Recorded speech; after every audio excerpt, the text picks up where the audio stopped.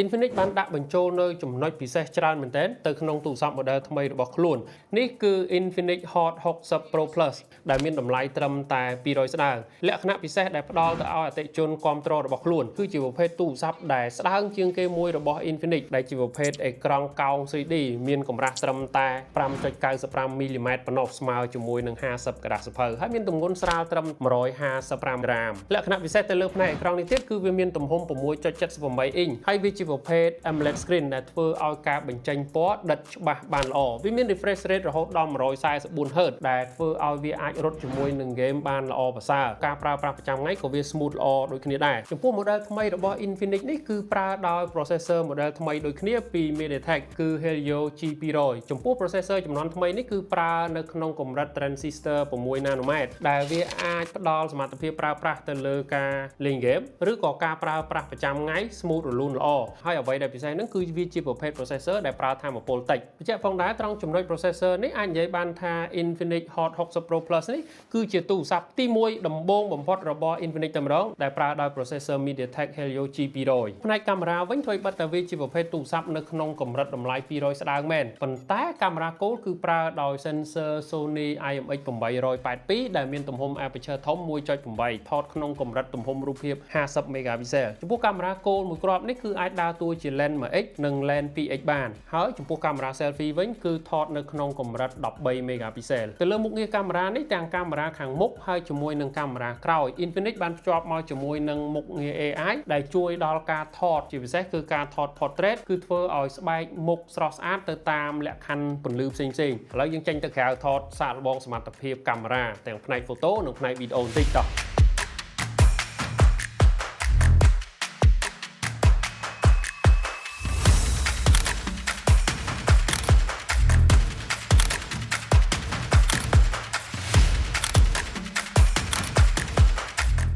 ចំពោះផ្នែកវីដេអូវិញទូរស័ព្ទ model នេះអាចថតក្នុងកម្រិត Full HD 30 frame ឬក៏60 frame ហើយក៏អាចថតក្នុងកម្រិត 2.5K ដែលស្មើជាមួយនឹង 1440p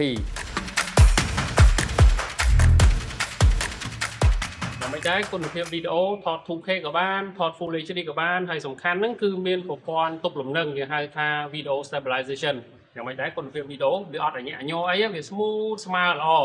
ហើយទូរស័ព្ទតម្លៃ200បន្តិចប៉ុណ្ណឹងគុណភាពទទួលយកបានទេទាំងប្រព័ន្ធទប់លំនឹងទាំង photo ទាំងវីដេអូ Infinix Hot 60 Pro Plus ចំពោះសមត្ថភាពវីដេអូយើងអាចនិយាយបានថាអាចទទួលយកបានសម្រាប់ការប្រើប្រាស់ទូទៅអញ្ចឹងបើសិនជាយើងមើលពី processor ដែលខ្ញុំបានបញ្ជាក់មិញគឺប្រើដោយ MediaTek Helio G200 ហើយទូរស័ព្ទ model នេះគឺភ្ជាប់មកជាមួយនឹងទំហំ RAM 16GB មានន័យថា8បូកនឹង8ហើយទំហំ storage 256លក្ខណៈពិសេសទាំងអស់នេះទាំងទំហំ RAM ទាំងទំហំ storage processor ហើយជាមួយនឹងប្រភេទអេក្រង់ដែលមាន refresh rate ខ្ពស់ 144 Hz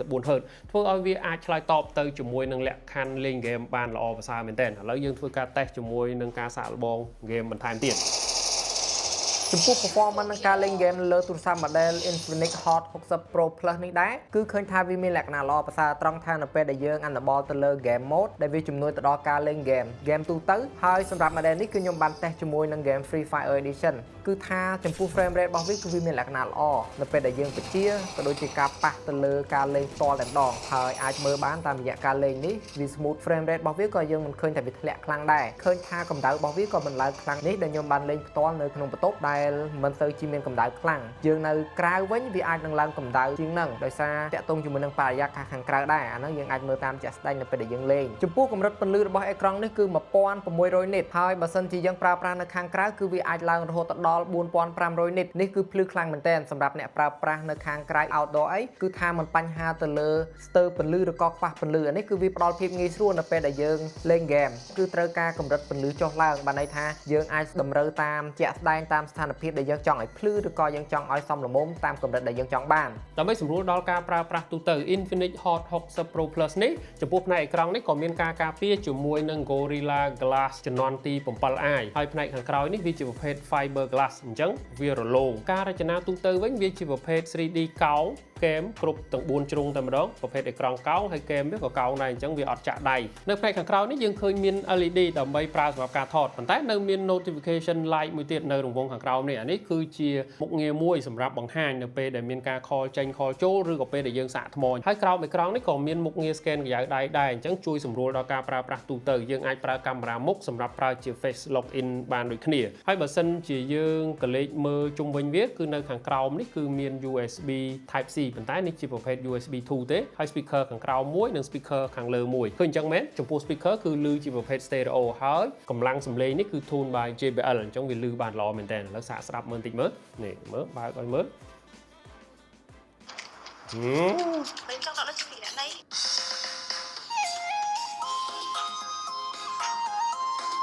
នេះអញ្ចឹងវាលឺទាំងសងខាងមិនមែនលឺតែមួយជាហៀងទេណាលឺមួយខាងខាងនេះនេះតែខាងនេះក៏លឺដែរអញ្ចឹងប្រភេទជា stereo speaker លឺខ្លាំងសំឡេងអាចនិយាយបានថាល្អក្នុងកម្រិតតម្លៃប៉ុណ្ណឹងសំឡេងស្រួយហើយបាសក៏ល្អដែរវាអត់លឺរ៉ោបរ៉ាទេគឺលឺលយតែម្ដងក្នុងកម្រិតតម្លៃទូរស័ព្ទប៉ុណ្ណឹងណាចំពោះប្រព័ន្ធដំណើរការវិញ Infinix Hot 60 Pro Plus នេះដំណើរការដោយ HOS 15.1 base ទៅលើ Android ជំនាន់ទី15ហើយ Infinix ក៏សន្យានៅក្នុងការ update OS រហូតដល់3ជំនាន់ Android សម្រាប់ model ថ្មីមួយនេះ model ថ្មីនេះថ្មីត្បិតតែស្ដើងស្រាលមែនក៏ប៉ុន្តែមានកម្លាំងថ្មរហូតដល់